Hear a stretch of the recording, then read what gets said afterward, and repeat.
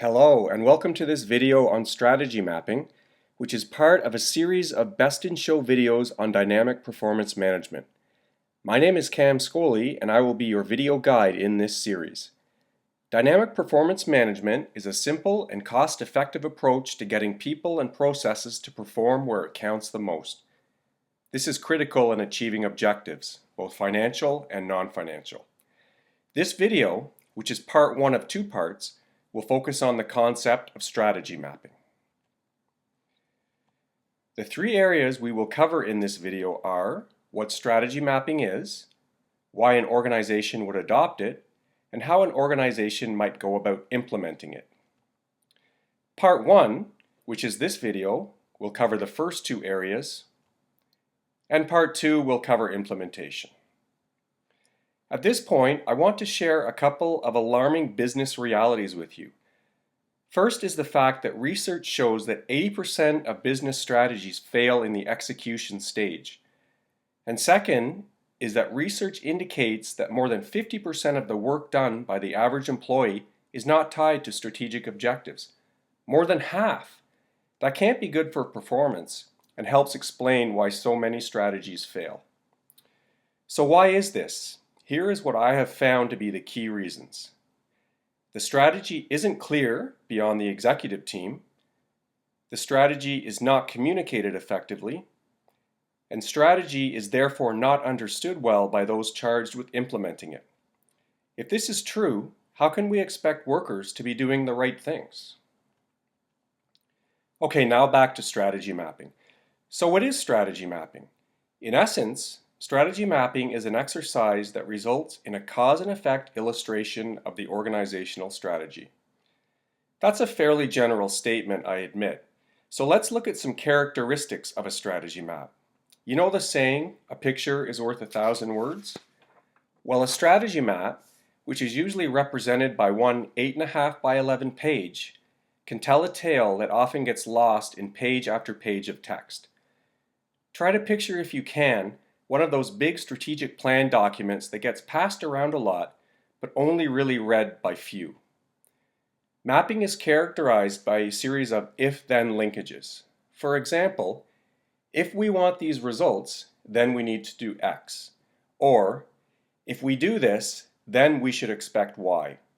We will look at these linkages a bit more shortly. So now let's have a look at a strategy map. This is a busy picture, no question. Remember that it is capturing an organization's entire game plan to success, so it does need to be rich in content. I'm going to start fresh and build it for you momentarily. Before that though, I want to draw your attention to the left side of the map and notice the four perspectives. The financial perspective, the customer perspective, the internal business perspective, and the learning and growth perspective. This framework is the same as the balanced scorecard, another excellent performance tool which we will be covering in another video in this series. Now have a look at the right side of the map. You can see that the top half of the map is accompanied by the term what we want to accomplish.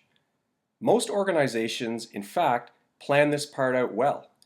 Where it falls apart on them is the part of the map associated with how we plan to accomplish it.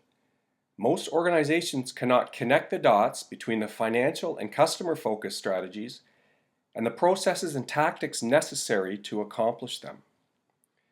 Okay, let's start the strategy map over again now with the three main ways that you maximize organizational value. With a revenue growth strategy, a productivity strategy, and an asset utilization strategy. The key theme here is to bring in more resources by offering high value to customers, while at the same time spending wisely and maximizing productivity. In other words, optimizing all of our resources. For revenue growth strategies, the first primary strategy is to add and retain high value customers. High value here means customers that are truly profitable. It is amazing that when costs are traced accurately to customers, many prove to be creating losses. So we want to understand who our high-value customers are and keep them. We also want to try to lure profitable customers away from the competition And then as new customers enter our markets, we want to be the one they give business to. We can also grow revenues by increasing revenue per customer in two primary ways.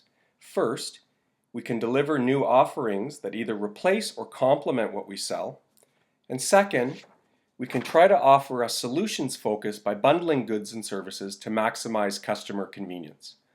Of course, we can also raise prices to draw in more revenue, but caution should be exercised here as customers may not react well to that. Moving to the right side of the map, the focus turns to being smart spenders. We want to optimize both variable costs and fixed costs. Now notice I said optimize, not minimize. We don't want to be so cost focused to the point of eroding customer value. By wisely investing resources where they add the most value, we can reduce the overall cost per customer. For example, when online commerce is used, it's a significant investment, but that is what many customers want, and if done well, it can yield significant transaction savings. Note that we are building this map by using the if-then statements. For example, if we want to increase revenue per customer, then we should consider generating new offerings. Of course, the terminology in this map you see here is generic. Real mapping gets into more detail around what types of offerings we should have for what customers. So try to picture the map customized to the specific circumstances of your own organization. So now, with solid customer and financial strategies, it is time to develop the internal business perspective. So if we want to accomplish the top half of the map, then what do we need to do to roll up our sleeves and actually perform on? To keep the discussion straightforward, we will be discussing the internal business process in 5 key areas. Now, these key areas will have more or less emphasis on them depending on the value proposition chosen by the organization. I will discuss value proposition much more in part 2 of this video. The 5 key internal business areas here are customer management leadership, innovation and commercialization supremacy, internal operations excellence, effective governance and control, and finally, perception and public relations.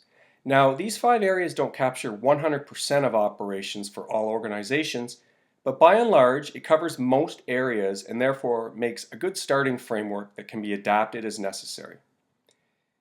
This brings us to the foundation of the strategy map, which is also the foundation of a company, and that is the learning and growth perspective. First is human capital, which is about staff competencies and mindset. Are staff equipped with the right skills? And do they have the performance-focused mindset that we need to achieve our objectives? A realistic assessment here will usually uncover opportunities for improvement. Next is information capital, which is about ensuring that technology infrastructure needed to succeed in the workplace.